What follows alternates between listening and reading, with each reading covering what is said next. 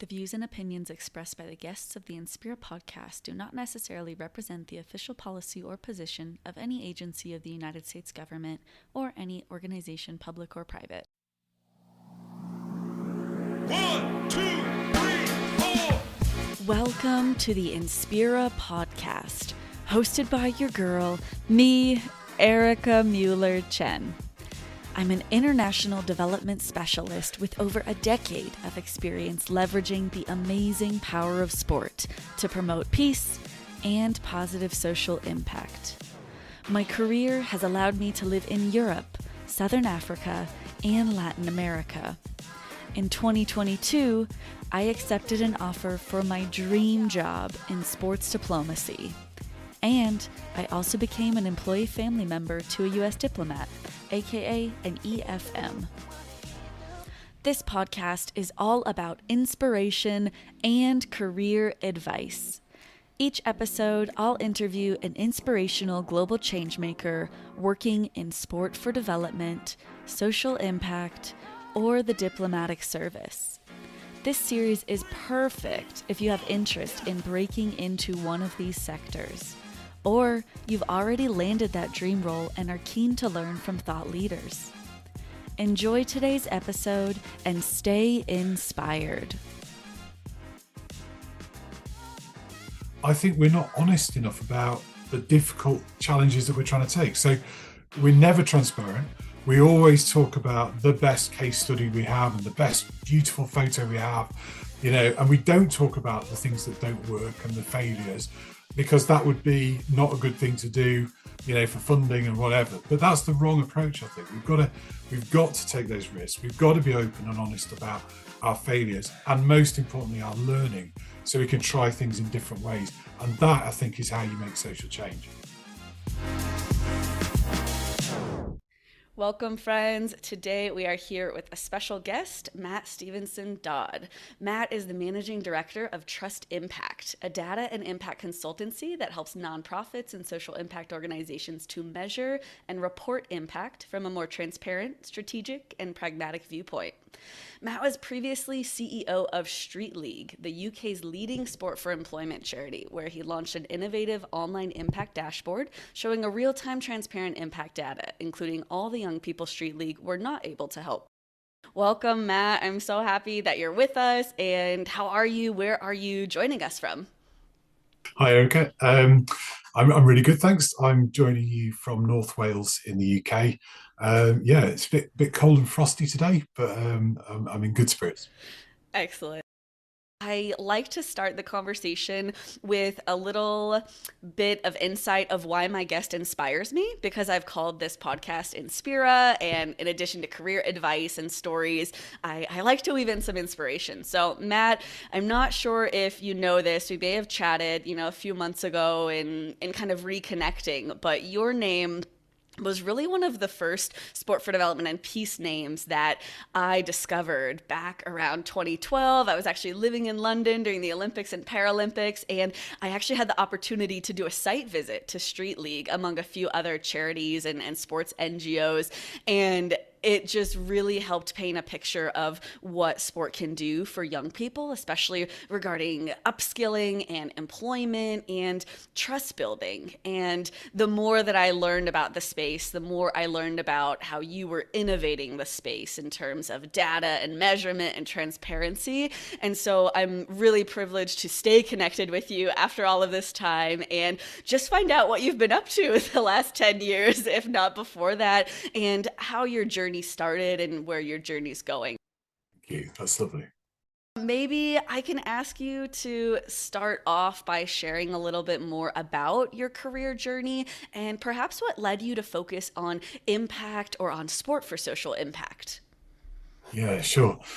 So I think the probably key theme to my career has been about working with young people all the way through. It's really inspired me. I'm actually adopted myself, and I've always sort of thought, what if I hadn't have been placed with a really great family, and what if I hadn't been allowed to reach my potential? And I think that's always really inspired me. So when I found sort of young people who need that extra support and need a better, somebody to sit alongside them and help them, that's been the theme of my my career. I think the other theme is I've always been a bit of a misfit. I've always been quite entrepreneurial. I started off working for the local authority, for the council, Mhm. and they didn't like misfits, and they don't like people who don't fit in. So when I moved into the voluntary sector and into sort of working for charities, I just felt really at home. But I really wanted to try and push the boundaries all the time, just to see whether we could create more social impact. Could we do things in a better way? Could we understand things better? And that led me into sport for development and then impact measurement and transparency. Wow, that's really interesting. And thank you so much for sharing a little bit of that personal reason too. I find that in my conversations with people entering the social impact space, there can be this really real connection emotionally or personally to the mission of the work. And whether that was because someone had a great experience with sport or a terrible experience with sport, or as you said, kind of feeling that support system and feeling the support of family or coaches or teachers. And so that's really interesting and important in your journey. So thanks again for sharing that. And I'm curious what you were interested in back in the day. Did you envision yourself going on to serve as chief executive for 3 highly successful impact driven organizations, including a social enterprise and 2 charities? And yeah, tell me more about maybe some of those earlier interests. Yeah, so I've always been super ambitious, right? And I think I often said to people, like, there was always a mountain beyond the mountain, So you'd feel like, I want to climb that mountain, and I get to the top, and then there'd be another one, and I'd want to climb that one. And I think that sort of drive and ambition really saw me through my 20s, my 30s, and it probably started to sort of dissipate more in my 40s to be more pragmatic about what I wanted to do. But really, again, I think I was really frustrated with the way the youth service worked as a service for young people from the local authority, from the council, and really wanted to try and change it. So setting up the first social enterprise in 1999, 2000, that was really a sort of a freeing for me. I just thought I could be free. But I suppose that drive and ambition, always thought, I want to do more, I want to go further. And eventually, getting the job at Street League was just the pinnacle of my career. I thought it was such an opportunity to do something at a bigger scale.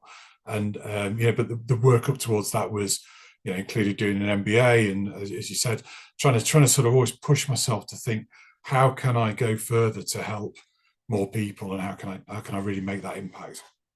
And you mentioned not only your ambition, but pushing the limits. And I've heard you talk about risk taking as well. I'm curious if you can speak more to how that's helped you in your career. I mean, I'm making an assumption that's helped you. It's not always perfect, right? I really think if you want to make social change, if you genuinely want to make it, you have to take some risks.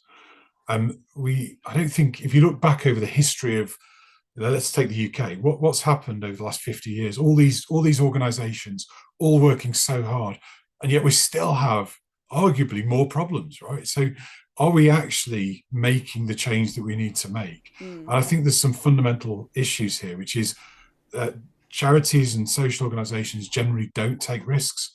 They really try and sort of deliver what they're doing, and they do some brilliant stuff. But generally, risk taking is not part of it, because there's a sense that they've got to protect the charity. There's also, I think, a public perception that you shouldn't use charity money, social enterprise money, to take risks. You should be just delivering that. So that doesn't move things forward as well. And I think generally trying to find risk-taking people inside these organizations is tricky. But what we get as a result of that is a kind of status quo that just kind of rolls along every year, and everything happens. And, successes that we were financially successful and take. And I've sat in board meetings of several organizations that I've been on the board of, where most of the board meeting is about the money and 5% of it is about the impact. And I think this has sort of taken over charities. And then to compound all of this, I think we're not honest enough about the difficult challenges that we're trying to take. So we're never transparent. We always talk about the best case study we have and the best beautiful photo we have, and we don't talk about the things that don't work and the failures, because that would be not a good thing to do. for funding and whatever. But that's the wrong approach. I think we've got to take those risks. We've got to be open and honest about our failures, and most importantly, our learning, so we can try things in different ways. And that, I think, is how you make social change. I love that. Yeah, that makes a lot of sense. The value of risk taking, and I'm wondering if perhaps people or organizations in the sector are risk averse because of experiences where maybe they're talking about failures, or maybe they're talking about their doubts, and potentially they lose a donor or a supporter because people do want to kind of believe in this incredible unrealistic power of sport, right? Like, it's so transformational, which it can be, but to your point, an organization can really thrive and address problems more directly and more sustainably if we're not just sticking with the status quo, but really reinventing systems in society and serving people in the ways that they need. In thinking about Street League specifically, I would love to know how you got your foot in the door with the organization.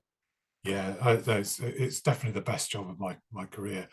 I took over 2010, so 2003 it started. Founded by a guy called Damien Hatton, who was working with homeless people and using football to do all sorts of brilliant things. So personally, I absolutely love sport. I run, I scuba dive, I mountain bike, I do all sorts of sports.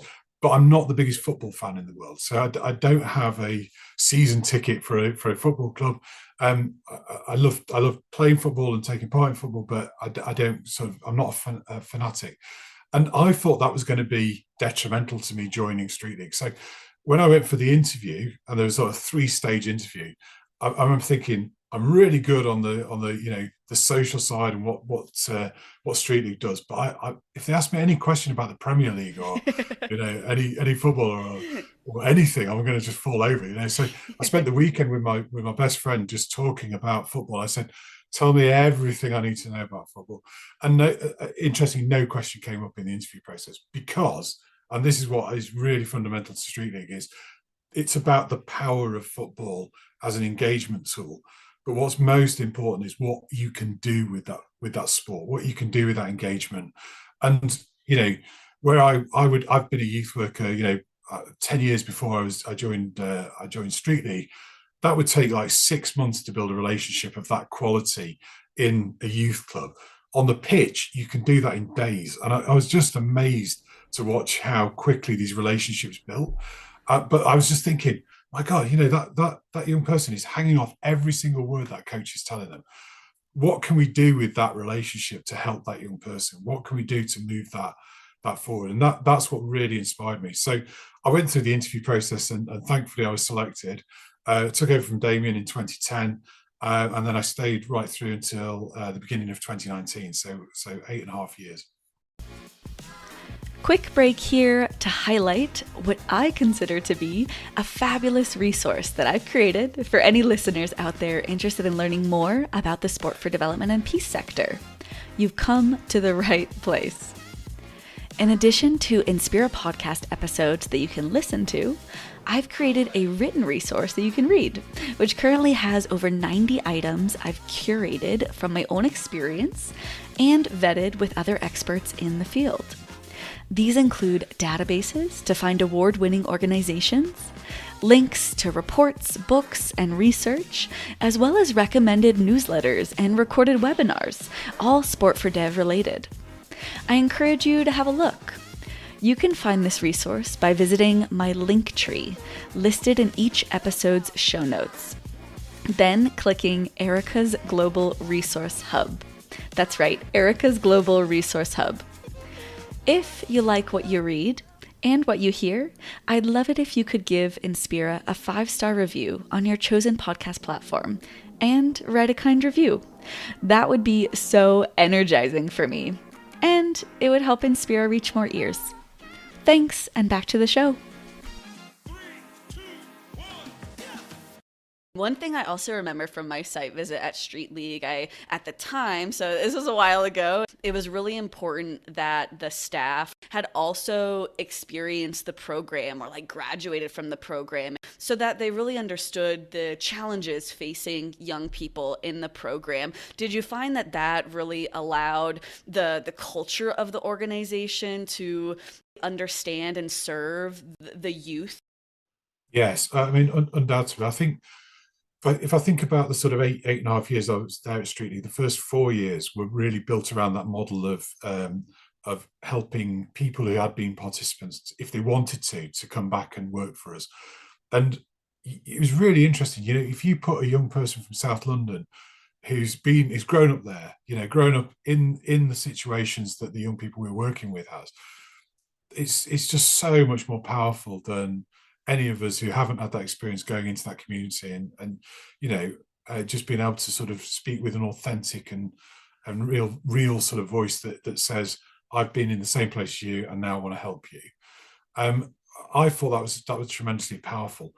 Interestingly, as Street League grew and we had more government contracts and more things sort of driving us, we were forced to move away from that model. We actually had to find people who had a level of qualification that the government would approve.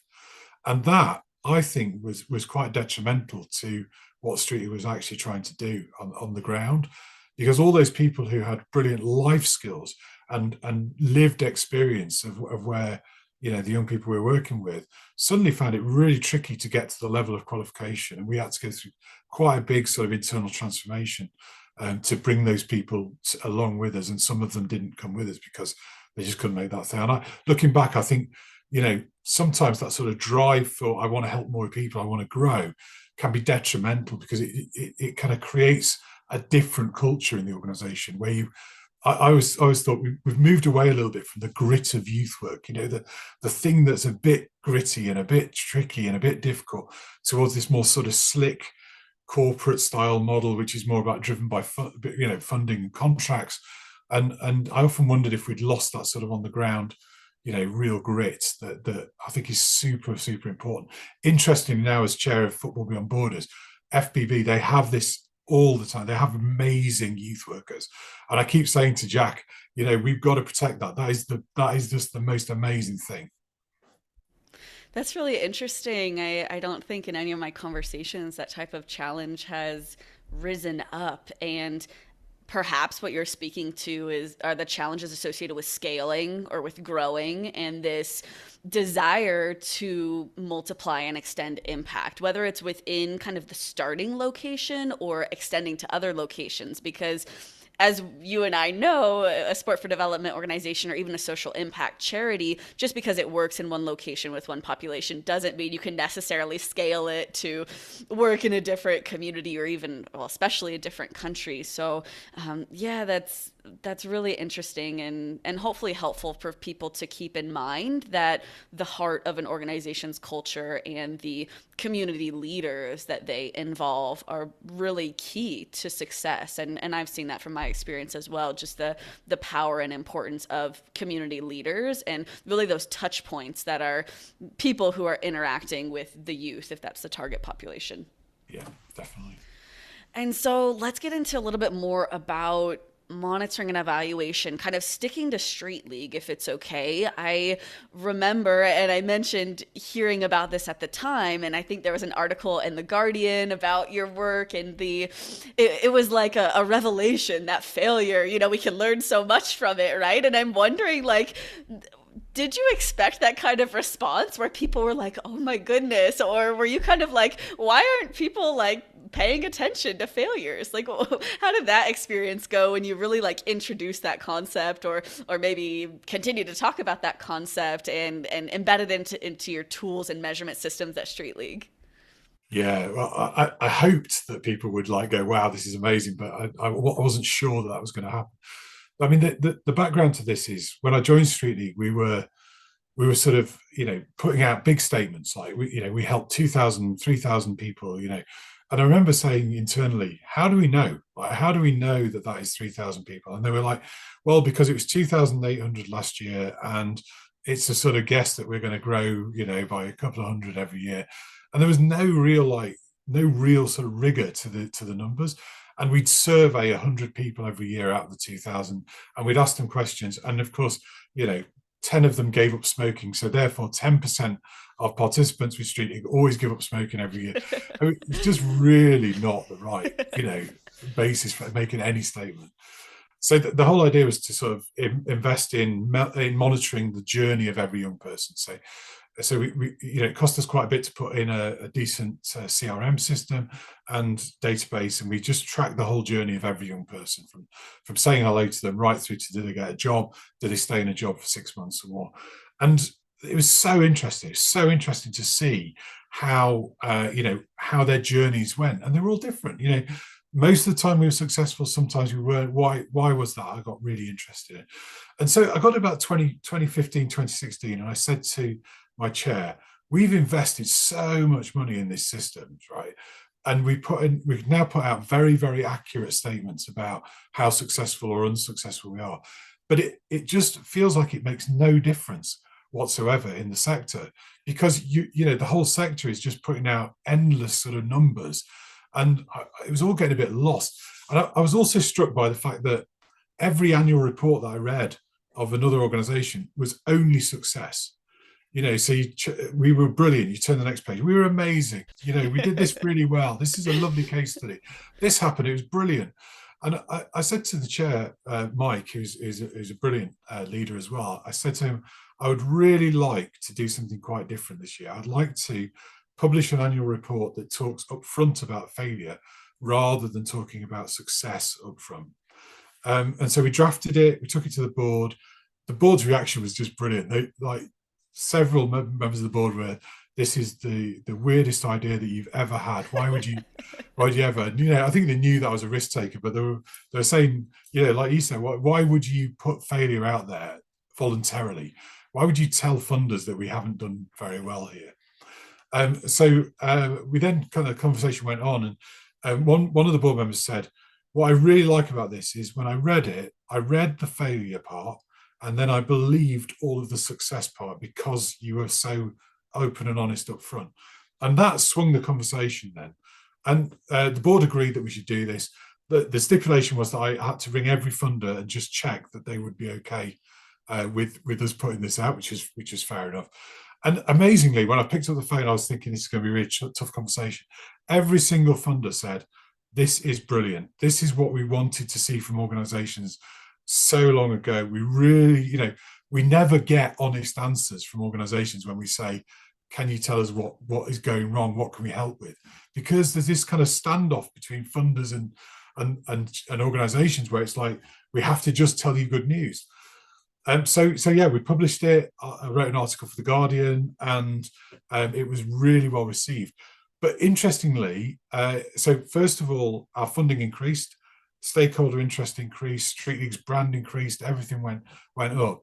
And I thought, everybody's going to do this now. This is going to be the first of lots of people doing it, and they didn't. It just didn't happen. And that really surprised me. There's only one or two examples of charities that did this, and everybody else carried on with the same old thing. Why do you think more organizations didn't see the value of that? So I think the old way of doing things still works. So there's still a kind of, let's tell a good story and you give us the money and we'll report back in a year's time and we'll tell you everything went really well and you give us some more money and then we do the same again. I think that sort of still works. I think it's dissipating. I think people are starting to change what their expectations are. I think people looked at it and thought, I'm nowhere near on the database side or the impact side or the measurements to really be able to confidently do this. So this is like years off for us. I think there's a lot of people like that. I think a lot of people thought impact is super complicated and it's a little department that works, way, way away from the senior team. And we just do what we're doing and then we hope that they're going to produce an impact report for us. So the connections are not there into where it should be in strategy. So I think all of those things sort of compound the fact that you've got to be really confident then to take that step forward and say, it didn't work. The other thing I'd say is there are different types of transparency. So we were really honest about when we failed to help young people, but you could argue it in a virtuous way. So you could say, we took a risk on those young people who maybe wouldn't have got a job, but we tried anyway, and we felt that was the right thing to do. So that turns it into a positive, into a virtue. If I'd have said, and this didn't happen, but if I'd have said we spent £30,000 on a website that was a failure, that's more of a sort of internal decision that's not been right. So there are different types of how you can do this. And because we were the first to go out there and say, we are the first to say it's be transparent, say we failed, we felt that the virtuous approach, when we could actually turn it around and say it is a positive, felt like the best first step. Yeah, that's really, really powerful. And to your point, or maybe to the perception of other organizations, it's really important to have that foundation of metrics at the core of your reporting and to be able to identify what the failures are and what the virtuous or useful failures are to share. So yeah, I think that's hopefully a great transition to talk about trust impact and kind of what experiences and insights and passions you took from your time at Street League and in your career to really like double down on this concept of measuring impact and led you to build trust impact. Yeah, sure. So the year after we did the transparent annual report, again, sort of being a risk taker, we thought we need to push this further. So we found a way to link our database to a Power BI dashboard on the website at Street League. So we published the first real-time impact dashboard, although we only updated it every month, so it wasn't exactly real time, but it was for way beyond what we'd seen before. And it effectively put the annual report out of date straight away. So you always got a 12-month view. It was very transparently laid out. And our view was that we shouldn't be trying to convince you that we're successful. We should be just laying out all of the facts, and you decide whether you think this is a successful or unsuccessful organization. You decide. And when we did it, we also felt we're never going to shut the box once we've opened it. So once we publish our impact live, there will be bad years. And if there's a bad year, it's going on the website. You know, this was the sort of tricky thing that you have to go through and talk about. So my last couple of years at Street League, I just thought, this is the thing that I really love. Right? I love impact. I love innovation. I love challenging. I love risk taking. And I remember saying to Emma, my wife, like, if only there was a job that I could do that would be that, you know, because the obvious line for me would be to go and be chief exec of another charity and a bigger one, and then the mountain behind the mountain, and you carry on. And I just thought, I want to try and do something different. So January 19, I left Street League. I said to Mike, I'm going to go out and try and do this on my own, and set out, just me, and an idea that I might sit alongside my fellow chief executives, management teams, and try and help them find a more pragmatic way to do impact. So, you know, I was saying, like, the impact teams are often somewhere over, just to bring them right into the center and say, impact should be strategy for you. If you're a socially minded organization, what else are you supposed to be doing? You're supposed to be doing impact, right? That is what you're here for. So let's bring it front and center into strategy. Let's, you know, make sure you're all very, very clear about what you're trying to do. And then rather than trying to measure 200 different things, let's measure 3 or 5 things that really matter to your organization. And I sort of took that philosophy, that kind of impact first, keep it simple, be creative, those 3 golden rules to organizations, and brilliantly and thankfully they wanted some help with that. So we've grown since then. We're nearly 4 years old now. We have 30 people working with us. Wow. And we've worked with about 65 organizations. It's just been an amazing journey. I'm so proud. What are some early successes that you or your team have seen, and how you've been able to support organizations in their own impact? Sure. So, I mean, we've been really fortunate to work with some very big organizations in the UK, like RSPCA and YMCA. And also some smaller organisations. But I'll tell you about a sport-related one, actually, which I really love, which is Ellen MacArthur, you know, the Yachtswoman. She set up a cancer charity, Ellen MacArthur Cancer Trust, and they're based on the Isle of Wight in the UK. So they take young people post-cancer treatment on a 5-day sailing trip, either in the Isle of Wight in the south or in Largs in Scotland.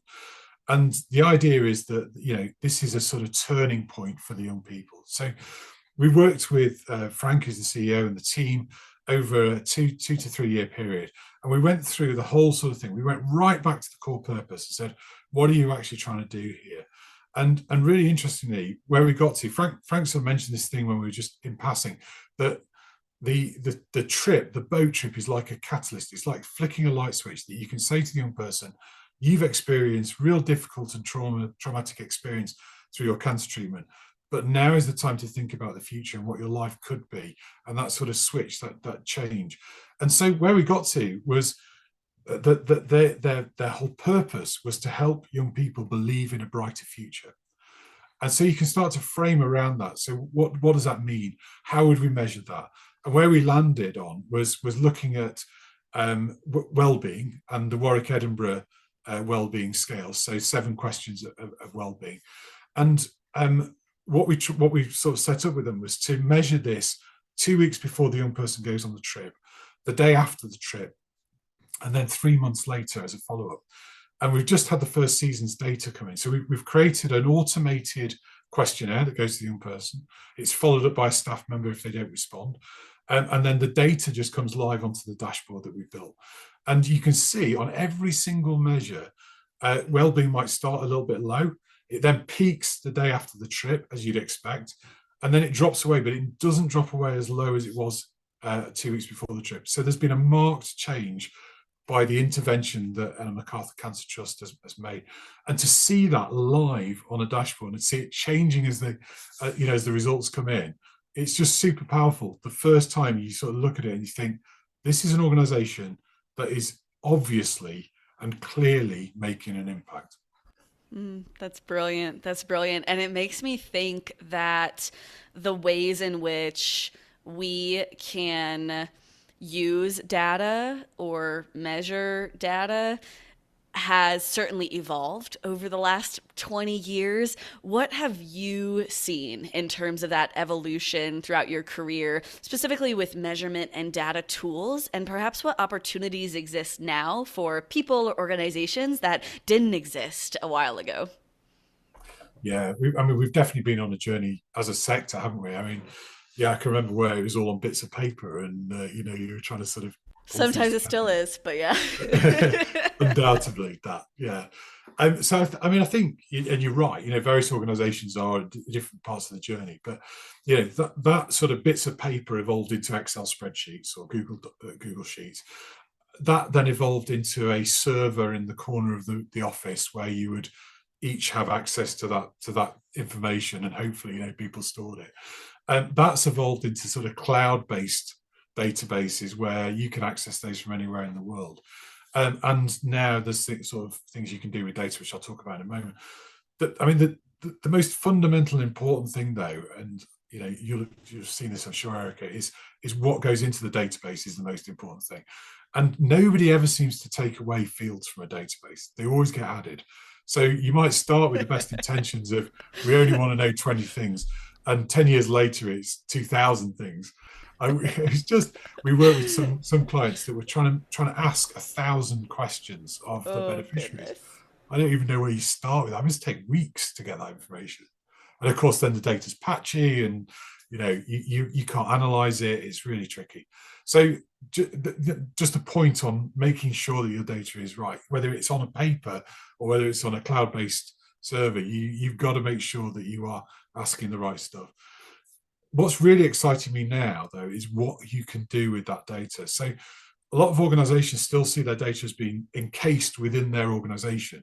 And somebody might have to go into that database once a month, pull out the data to make a report for the board or for the senior management team or for a funder.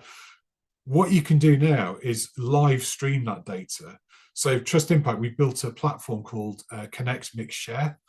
And the idea is that connects to your database and then live streams the data to a Power BI visualization, which is a live report, or direct to your website, or to another user, maybe a funder, or if you're in a federation, to the head of the federation. So you can sort of forget about it. You just do your job, you put your data into your database, and that data is live shared to all sorts of places. That, I think, is when it's really powerful. And also when you can then mix in government data with that. So we can get live stream from the indices of multiple deprivation, which is a measure of poverty in the UK. So you can look at the postcode of your beneficiary in real time. You can compare that with the government's data on whether they live in a deprived community, and you can display that real time straight in front of you and see who are we working with, where are they. You can map it. It's really, really exciting to me, that sort of sharing of data rather than it just being encased in something. Mm-hmm. And what advice might you give to organizations who perhaps can't financially afford a trust impact, or perhaps even employ a full-time staff to focus on M&E and data? Yeah, so there's loads you can do for free. So one of the exercises that we do with clients, all clients, whether big or small, is we ask everybody in the senior team and the board, or it might be, if you're a small organization, the whole organization, but it usually works with about 20 people, to describe the purpose of the organization in 8 words or fewer. So how can you give me a sentence that says, this is what the purpose of our organization is? Interestingly, we've then built an algorithm that crunches all that together and gives a score and alignment. But if you look at the statements that everybody gives, you will find, and we found the average alignment is about 45%, only 45%, that because organizations evolve over time and because different people come in with different views, and you never really go back and revisit the purpose question, people have a different view of what the purpose is. So if you try and measure all of those versions of success, you're going to get really complicated very quickly. So that is a starting point, which is absolutely free to do. Go and sort of ask those questions. We've got a tool on our website that's free if people want to use that. You can then sort of start that process to say, can we come up with a unified 8-word purpose statement that really talks to what we do? And it can't be, we help people. It has to be quite focused. You have to be able to bring it down. Ellen MacArthur's example, the ability to believe in a brighter future, it's really clear. So they know they're using sailing to do that, and that's their absolute purpose. So everything's focused. What's really powerful about that, though, is that their internal conversations then are all about that purpose. Why are we doing that? It's not meeting our purpose. Why are we not doing this? What could we do to make that purpose happen more? Who do we need around us to make that purpose happen? Where should we put our resources? All of those things can drive really good decisions for the business. And then you ask a very simple question, which is, what are the 3 to 5 indicators that would tell us if we are successfully achieving that purpose or not? And don't try and measure 20 things. What are the top three things that would really tell you about that purpose? And that fundamentally is the work that we do with organizations. We're respectfully provocative, we'll challenge, we'll help them through those processes. But if you're a small organization, there's no reason why you shouldn't be able to have those questions and answer them yourselves. I'll ask you to put your CEO hat on again, and I'm really curious about your reflections, keeping in mind your insights from Trust Impact Now, your insights from Street League, and your insights from your career. In terms of the sport for development and peace sector, what do you hope to see from the sector in the next 10 years in terms of impact? So my reflections on sport is it's probably the most powerful tool I've ever seen to make change. And whether that's football or rugby or dance or, that, frankly, the way that it can engage people is just so immensely powerful. But I don't think we've really helped ourselves. So we've always sort of talked up the power of sport. And there's almost this sort of little space in the middle of everybody's theory of change that is a bit of magic happens, and then at the end something occurs. And I don't think we've ever really honestly sort of explored that. So I would really want to see the sport for development sector actually being able to prove that sport is the thing that makes the change. We all fundamentally believe it is. we've all got great anecdotes to say, oh, I worked with this person, it was so powerful. And we've all, anybody who plays sport, the effect it has on you. But can we actually prove that? And that's what I'd love to see, more proper data showing that sport compared with other things is the thing that makes that change. Yeah, that would be extremely beneficial to the sector, of course. And I know that there's researchers out there looking at these types of topics, and yeah, hopefully we can see those types of things in the future. What's next for you, Matt? What are some things that you're excited about? So we're doing loads of stuff on live data at the moment, which I think it's like just starting to scratch the surface of something that is really powerful. So applications might be, like I was saying, dashboards and things like that, but you can go beyond that. You can go into analyzing real-time data to look at trends and look at where your resources are going. You can go into AI. I mean, there's some really interesting things happening in AI at the moment about, imagine being able to ask your database to just give you a report, and it just gives you the report you want through AI, through natural language processing. It's just absolutely fascinating that we could be moving just way beyond where we are now. And it feels like the sport for development sector, the charity sector, is a little way behind on this. And I think that's what's exciting me at the moment, is to help those organizations catch up to where business is. Because you can do predictive modeling, you can do all sorts of things that we've got an amazing data scientist in our team. I think if he was just able to just fly and let go, you could just say, go and do some really amazing stuff.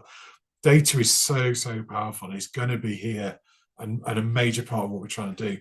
I mean, imagine in real time if you knew what was and wasn't working for your organization as you're looking at it. So you try something and you look at the data and see whether it's actually made the difference you think it is. I think we're still too much in this kind of gut feeling. Is it the right thing? And gut feeling is never always right. It sort of gives you a guide, but it's never reliable. You've got to, I think, expand that out with data, and that is really exciting for me. I'm wondering, quick follow-up question. Have you used data or measurement in your own life or in your own career to reflect on, I won't put you on the spot, the ways that maybe you failed, but just kind of in evaluating or thinking about your trajectory or your future?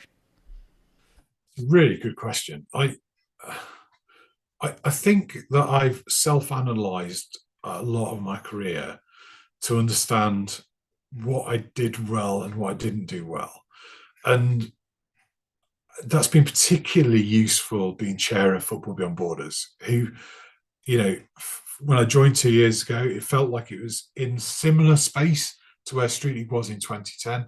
They were, very ambitious, very well run organisation, founded by two brilliant people, Jasper and Jack, and really wanted to drive forward. And it was really useful for me to reflect back on the 8 years of growth that we had at Street League, which was phenomenal growth, sometimes 40% a year, and think what went right and what didn't go right about that. So that sort of challenge to think about, so, I mean, whether that sort of is the equivalent of data analysis, I don't know, but I think being able to analyze trends, thoughts, results even, because undoubtedly Street League was very successful, but could it have been better? Could we have done things in different ways? Yes, absolutely.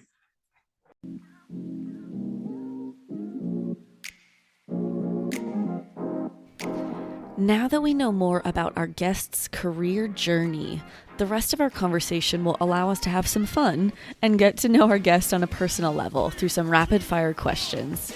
We'll then start to wrap up with pointed questions focused on advice and how our listeners can transform interest into action. Enjoy the rest of the conversation.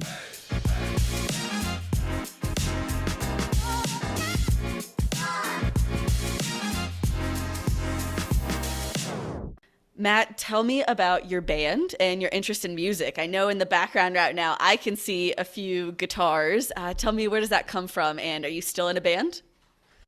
Yes. So I absolutely love music. It's my first love. I was really lucky in 1995 to get a chance to be in a band with a few record deal offers and things like What? this. Yeah, it was just an amazing experience. It was when I did my post-grad youth, Mhm. I joined a band as a bass player. But ever since I've played in bands, and now I play in a covers band here in North Wales called the Bright Lights. And given my age, we kind of specialise in 90s indie. That's incredible. Well, I was going to mention this after our recording, but I'm going to be in the UK next month. So if the Bright Lights are playing, let me know because it sounds like a Come and good see. time. What are Definitely. some songs that you cover? Okay, so we would do like some Smiths stuff. We would do Happy Mondays, Stereophonics. We do a little bit of 80s stuff, so a bit of Peter Gabriel, The Cure. Interestingly, my 17-year-old son loves that era too, and he comes and helps us out with the band, so it's really nice. Brilliant. Well, I know you like a good challenge. You mentioned to me scuba diving. What does it feel like to scuba dive? And what are you going to do once you pass that test this weekend? I have to say, it's a revelation to me, scuba diving. It's just so brilliant. That moment that you're under the water, and for the 30 or 40 minutes that you're there, it's the most mindful experience I've ever had. I think it's the one time when I can totally switch off, and it's probably because you have to really concentrate on doing it right. It's a bit of a hostile environment if you take the regulator out of your mouth. So that concentration, but aligned with the fact that you're floating, and it's so beautiful to swim with fish and to do all sorts of things with the marine environment, and in a place that not many people will see. It's just so beautiful. I've absolutely fallen in love with it. And yeah, so hopefully this weekend I will qualify as an instructor, because I love teaching, and I love helping others have that experience. So yeah, that's all ahead of me this weekend. Love that. Well, in a few years when I officially, hypothetically move to the UK and I want to take up scuba, you can definitely be my instructor because it's been on my mind, well, not scuba, but just marine life because I mentioned to you, I grew up around the ocean and it's an amazing world to explore. And what you said also reminds me of the time when I took surfing lessons in South Africa. It was probably the only day of my life or the only like hour of my life where I could focus on just one thing because if you have any other thoughts, you're going to fall down and get hurt or go under the water. It's so true. It's so true. I think that there's quite a lot of lessons for life, isn't there? That you do just spend all of your life trying to do three or four different things at once and think about different things, and being in the moment is so difficult. And scuba diving or surfing puts you in that situation where you have no choice but to think about that.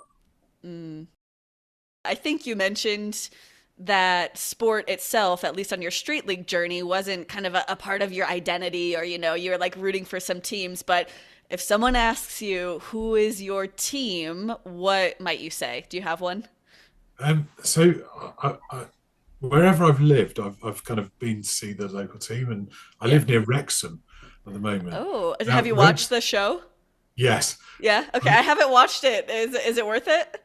yeah, I mean, Okay, it's good. brilliant. So you imagine, like, this is a small town in North Wales, and suddenly Ryan Reynolds pulls up and buys the club. This is like quite major change. I mean, whenever I've been, you could literally walk and have a chat with the manager. I mean, it's just such a small club. So for that to happen to Wrexham is an amazing thing. Matt, what advice might you give to folks interested in breaking into sport for development and peace and making a career in it? So I would say it's a phenomenal space to enter, and you don't have to love sport to come into this world. And in fact, somebody said to me, probably the fact that you don't love football actually helped you focus more on doing what needed to be done at street. Many of my friends, just anecdotally, were absolutely dismayed that I got to go to the World Cup, or I've met Pele. These are like major things, and I'm just like, oh hi, you're a really nice person. It's a little bit so wasted on me, where somebody else could have had that lovely opportunity to meet their heroes. But so the point being, you don't have to love sport. I think what you have to love is the power of sport to make that change. So that's number one. Number two, I think, it's always just about getting yourself in the right place and volunteering, taking opportunities. I spent 6 months volunteering when I started as a youth worker, just to prove that I could do this, and almost to prove it to myself as well, to see, can I actually do this job? Can I live in this world? I know that volunteering is not easy for people if you've got a full-time job or you want to just kind of make move, but there are things you can do, I think, to really sort of help the organization understand that you are the right person to come in, and why should they take a risk on you? And being that person who is super enthusiastic, is a doer, runs towards the fires, is I will help. And that's how organizations become really powerful. If you have a very clear purpose and loads of those people, leaders at all levels of the organization, who are just doing and moving this thing forward, that's where everything's powerful. So I think if you can prove that you're that sort of person, in my last job, I did this, I moved this from here to there, I made this change. I think that is what organizations need. What is one thing that you hope listeners remember from our conversation today? The one most important thing, I think, is around purpose. I would say we often lose sight of purpose. We just do what we do all the time. It's just so important to me, I think, to understand, are we all agreed that what we're trying to do, and that we're not trying to do everything? And this really worries me as well. I think organizations try and just grow and grow and grow outwards, like in width. And we've got to see this as an ecosystem, a jigsaw puzzle. We've only got one piece in the jigsaw puzzle, and there are loads of pieces in the sport for development world. Why should we try and be the whole puzzle? We don't have to be. We could be experts at one piece of that puzzle that helps the other parts of the puzzle complete the whole picture. So that sense of what is the purpose, how focused it is, I think, is the thing that I'd like to leave people with, because I think that will make real change in the sector if we get our heads around that and we think, okay, how are we doing that? Are we the most purposeful we can be? And if anyone has questions about that, I believe they can contact you or Trust Impact to figure out their purpose. How can our audience support you or your work, or get involved or benefit from Trust Impact moving forward?